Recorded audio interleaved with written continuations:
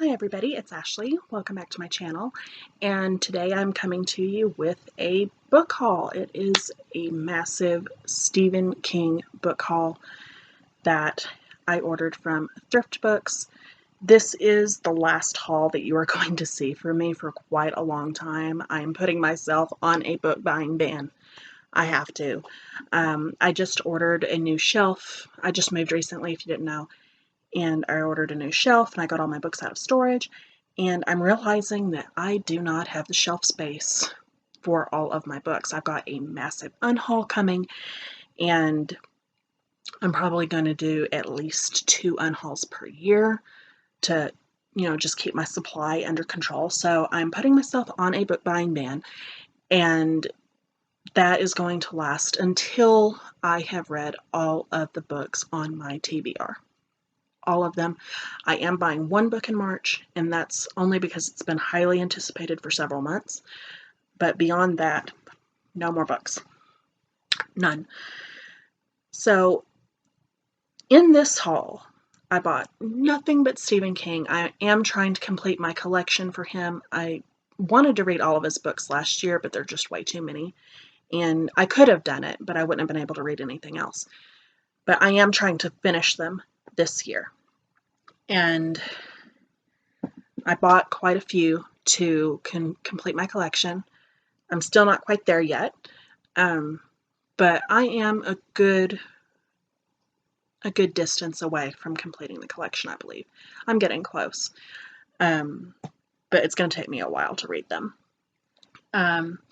This has, hang on, I've got to count them, I'm not sure.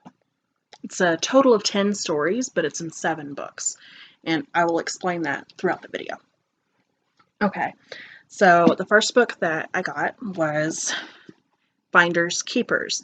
This is the second book in the Mr. Mercedes trilogy, which I hadn't started because I'd heard very, very good things about it and had been told that once you read Mr. Mercedes, you would want to keep going on immediately.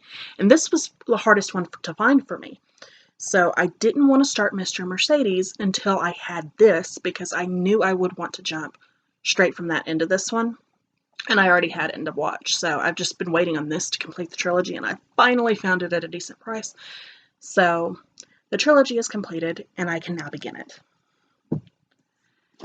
The next book that I bought was Firestarter. This is a classic. I read it in high school, I believe, but I ordered it from the school library, and I don't remember very much about it. It's a story about a little girl who can set fire with her mind, and there's like this government team that's after her. That's all I actually remember. It's been a long time, but they're wanting to use her power as a weapon or something like that. I am looking forward to reading this again because I remember liking it, but I don't remember very much about it, and that is bugging me. I can't even say how much that bothers me, but I'm very, very excited for that one. This next book I took a gamble on because it seems to be very split in the community. Some people say it's the worst thing that he ever wrote, and other people say that it's fine, but that is Tommyknockers. I would have got this eventually anyway because I want to have the entire collection. He's one of my favorite authors, but I am a little bit nervous going into this one.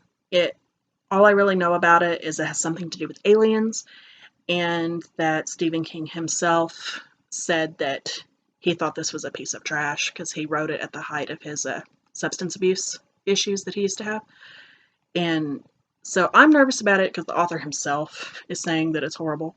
But I have seen people in the community say it's not that bad, so I really don't know how I'm going to feel going into it. I'm a little nervous, but we shall see. I might end up being pleasantly surprised. And the next one that I bought just so that I could have a physical copy. I read this a few months ago on audiobook, and it's not one of my favorites of his, but it's one of the earlier works, and I still wanted to have a copy, and that is Salems Lot. This is his take on the vampire stories, and I really can't, I can't describe how happy I am to have this in my collection. And now we are down to the big books that I got. This one I read relatively recently, and I do like it. It's in my top 10, but my ex-husband ended up with the other copy, so I had to get my own, and that is it. Huge, huge book, but so amazing. I don't like that this is a movie tie-in cover. I'll be honest, I don't care for the movies. I just don't. They're fine. They're fine, but I just don't think they quite live up to this, and I don't understand what all the hype is about. But if you didn't know, this is a story of 7 friends who call themselves the Losers Club, and there is a past storyline and a present-day storyline where they are fighting this entity that they call it, because it can take on the form of each of their individual greatest fears. But he appears most predominantly as a clown named Pennywise. And the story is so good. It's about facing your fears and friendship and bravery, and there's so many metaphors for life in it. It's unrealistic, yes, but the message that it sends is very, very good. There is controversy towards a certain segment at the end of this. I'm not going to go into that, but it is a good book. It's one of his better ones, and I recommend that you pick it up. It's amazing. The next one I am the most excited about. I've been looking for this for a very long time, and I finally found it, and it's in excellent condition, and that is the Bachman Books 4 early novels. And the reason that I wanted this so bad is because it has Rage in it, and Rage has been out of print for many, many, many years, and it's almost impossible to find. And when you do find it, it is extremely, extremely expensive. So I was so happy to find this. And it also has The Long Walk in it, which I already own.